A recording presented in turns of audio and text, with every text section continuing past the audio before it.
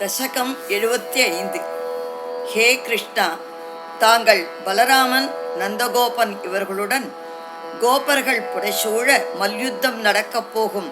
கம்சனின் ரங்கஸ்தானம் என்றும் இடத்திற்கு சென்றீர்கள். அங்கு உங்களை எதிர்த்த குவலையாபீட்டம் என்ற யானையை கொன்று மல்யுத்தத்தில் சாணூரனை கொன்றீர்கள். பலராமன் முஷ்டிகனை முடித்தார். தாங்கள் கம்சனை வதம் செய்து தங்களது பெற்றோரான தேவகி வசுதேவரை சிறை மீட்டு கம்சனின் தந்தை உக்ரசேனனை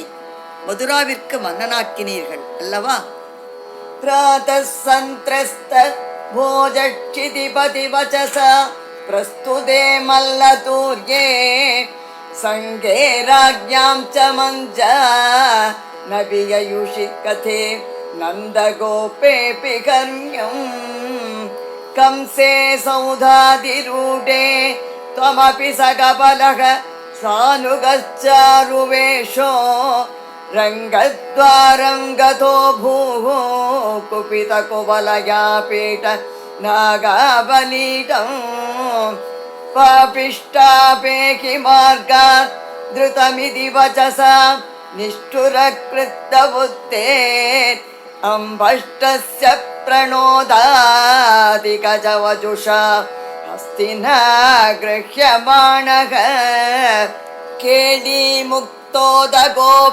कुचकलचिरत् स्वर्धिनं कुम्भमस्य व्याहत्यालीयतास्त्वं शरणभुवि पुनर्निर्गतो वल्गुहासि हस्तप्राभ्योऽभ्यगम्यो जडिति मुनिजनस्येव तावन् गजेन्द्रं क्रीडन्नाभात्य भूमौ पुनरपि पततस्तस्य तन्तं सजीवं मूलादुन्मूल्य तन्मूलगमहितमः मौक्तिकान्यात्ममित्रे प्रादास्त्वं घारमेवि ललितविरचितं पादिकायै दिशेति कृष्णानं दग्धवंसे युतमतखलिना रङ्गमङ्गाविसन्तं त्वामङ्गल्याङ्गभङ्गीरपसकृतमनो रोचना वीक्ष्य लोकः हंहोदन्योऽनुनन्दो नखि नखि पशुपालाङ्गनो नो यशोदा नो नोदन्येक्षणास्मस्त्रिजगति वयमे वेति सर्वे ससंसुः पूर्णं ब्रह्मैव साक्षान् निरवधि परमानन्दसान्द्रप्रकाशं गोपेषु त्वं व्यलासि न खलु बहुजनैस्तावता वेदितो भूः दृष्ट्वा तत्त्वां तदेदं प्रथममुपगते पुण्यकाले जनौघः पूर्णानन्दाविपापा सरसमपि जगुस्त्वत्कृतानि स्मृतानि चाणूरो मल्लवीरस्तदनुनृपगिरा मुष्टिको मुष्टिशाली त्वां रामं चाभिवेदे जट जडितिमिदो मुष्टिपातादिरूक्षम् उत्पातापादनाकर्षण विविधारणान् आसतां तत्र चित्रं मृत्यो प्रागेव मल्ल प्रपुरगमदयं पूरिसो बन्धमोक्षान् हादिकष्टं कुमारौ सुललितवपुषौ मल्लवीरौ कठोरौ न द्रक्ष्यामो व्रजामस्त्वरितमिति जने भाषमाणे तदानीं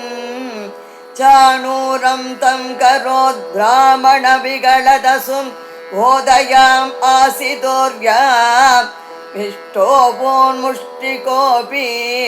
धृतमतखलिनां नष्टशिष्टै ददावे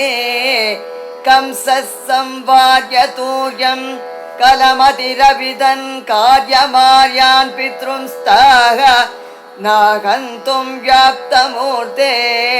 तव च समसिषत् मूरमुत्सारणाय पृष्टो दुष्टोक्तिभिस्त्वं गरुड इव गिरिं मञ्चं नुतञ्च खड्गव्यावल्कतुः सङ्ग्रहमपि च हठात् प्राग्रहीरौग्रसेनीम् सत्यो निष्पिष्टसन्धिं भुवि नरपतिमापात्य तस्योपरिष्टात् त्वय्यापात्ये तथैव त्वतु परिपतितां नागिनां पुष्पवृष्टिः किं भ्रूमस्तदानीं सततमपि विगात् त्वद्गदात्मा सभेजे सायुज्यं तत्त्वधोत्ता परमपरमियं वासनाकालनेमे तत्प्रात्रो नष्टभीष्ट्वा धृतमदपितरौ सन्नमन्नुग्रसेनं कृत्वा राजानमुच्चै यदुकुलमखिलं मोदयन् कामदानैः भक्तानामुत्तमं सोत्तममर गुरो आप्तनीतिं सकायं लब्ध्वा तुष्टो नगर्यां पवनपुरपते मुन्ति मे सर्वरोगान् श्रीहरये नमः सर्वत्र गोविन्दनाम संकीर्तनं गोविन्द गोविन्द